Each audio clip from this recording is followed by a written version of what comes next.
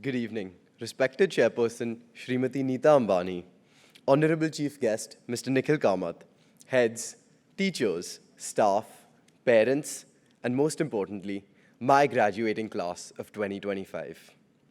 Before I say anything further, I just want to pause and take this all in because this moment right here, this is possibly the last time we'll all be in a room together. Before we became classmates, we were all strangers.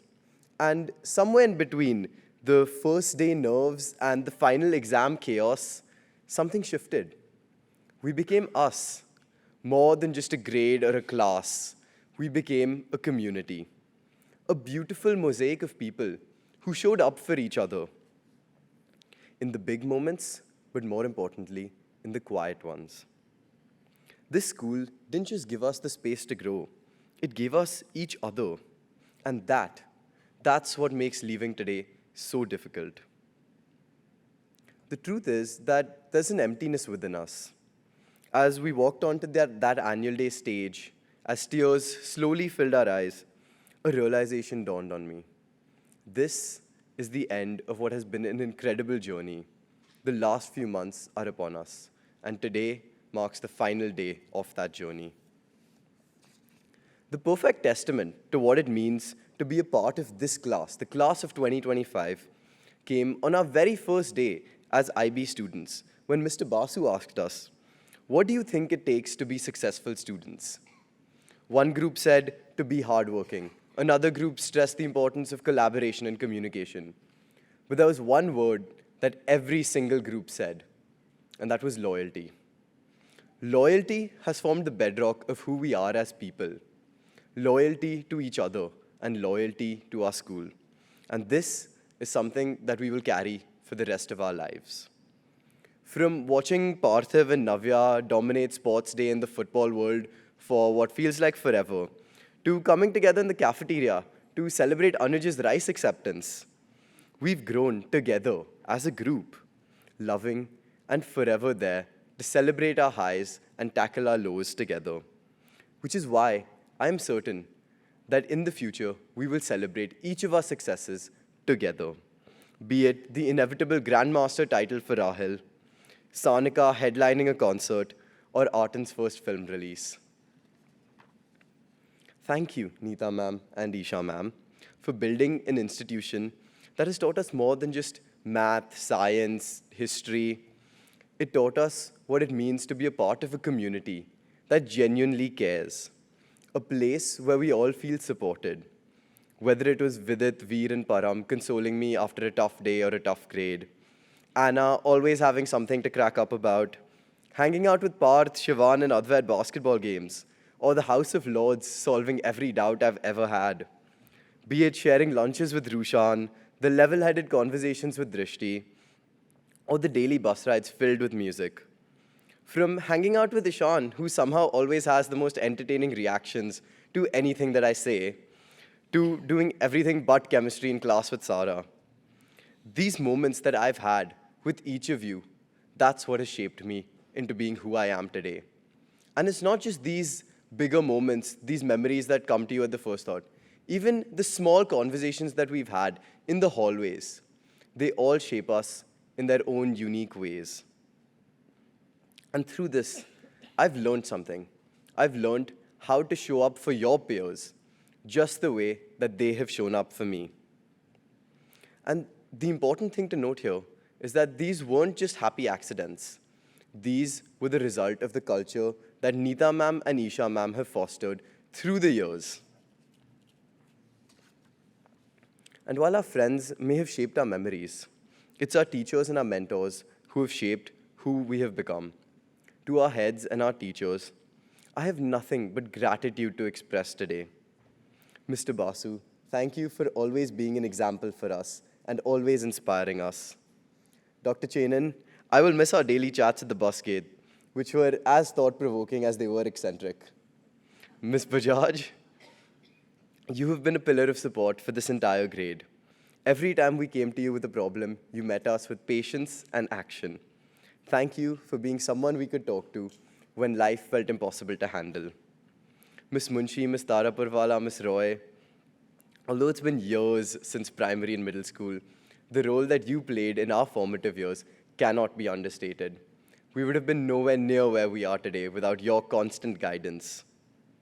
To all of our teachers, it is your unwavering dedication that has led us to become the students that we are today.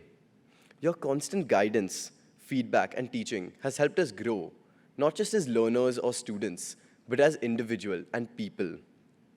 And for this, we will be forever grateful to you. To the non-teaching staff, thank you for being the steady foundation upon which the school is built. From the warm greetings of the security personnel each morning, to the consistently excellent chili paneer in the canteen, or the kind exchanges with the housekeeping, your contributions, though often behind the scenes, have been invaluable. And lastly, to all of you sitting in the audience, parents, grandparents, siblings, loved ones, we cannot thank you enough for the consistent effort that you have put in just to see us succeed. Mom, Dad, Meera, I would never have reached where I am today without your support. Thank you for always having my back when I've needed it. As I walked in here today, I walked past the storied blue gates of our old school building, and it hit me like a punch wrapped in nostalgia. Because I wasn't just coming to school one last time. I was walking through my childhood. And as we leave today, we're saying goodbye to the parts of us that we're going to leave behind in these hallowed halls. A little bit of me is still on that playground, thinking he's so cool for finally getting to slide down the curly slide meant for the big kids. He's still running around playing lock and key and chore police. He still thinks that break time, kabaddi, and dabba cricket are the most important parts of any day. A little bit of me is still on the first floor, misspelling the word beautiful. He still thinks he's the coolest person in the world because he's transitioned from the suns on the little blue t-shirts to checks on a shirt. He's still having a blast playing hand squash and madhouse in the foyer. A small part of me is still nervous walking onto the second floor, the places where all the heads had their offices. He's still more worried about cricket attacks and top trumps cards than he is about his grades. His desk is still so messy that he's the only one who can figure it out. A little part of me is still on the third floor, playing Antakshari in the music room, failing at yoga class. He's still sitting in the library, trying to study, and inevitably giving up in 10 minutes to talk to his friends. A small part of me is still on the fourth floor, where the art teachers are still helping me draw and paint. A small part of me is still on the fifth floor, breathless, as he's trying to make it back to class on time after spending his breaks playing basketball. And then finally, we reached the sixth floor. We made it. This is it. This is what we'd been aiming to reach for so many years. We'd literally climbed our way to the top. And then suddenly, we realized that it's only for a year. Because next year, we're moving to NMAJS, to this new campus.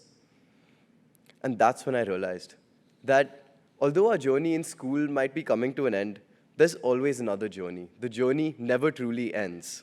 There's always another challenge to overcome, a bigger mountain beckoning us forward. As I got off the bus for my first day in this building, I wondered, what happens now? Will we still be the same class that I've grown to love, despite the completely new environment? But as I walked into the building, I was greeted by the same warm smiles, the same laughter, the same hugs, the same high fives, the same love, and most importantly, the same people. Our journey in school may be coming to an end, and I've often heard the phrase, it's not about the destination, it's about the journey. But looking back, I think this adage is missing something. Because really speaking, it's about the people you're on the journey with. So if I could talk to the 5-year-old who first walked into the school with a backpack twice his size and dreams bigger still, I'd tell him, you're going to be okay. You're going to fall, cry, laugh, stumble, and soar. And you're going to meet people who'll change your life. They'll catch you when you stumble. They'll help you up when you fall. They'll lift your spirits when you cry and keep you grounded when you soar. And today, as I finally say goodbye, I know it wasn't just a school I found. I found myself. There's a version of me that only exists within these walls. The version who stayed back in lunch to ask just one more question. The version who cracked silly jokes at lunch with my friends. This version of me, standing here today, holding back tears, trying to say goodbye to my school, my home, my friends, and my class. This might be the last time we're all in this room together, but this version of me, shaped by all of you, I will carry that with me for the rest of my life. Thank you so much.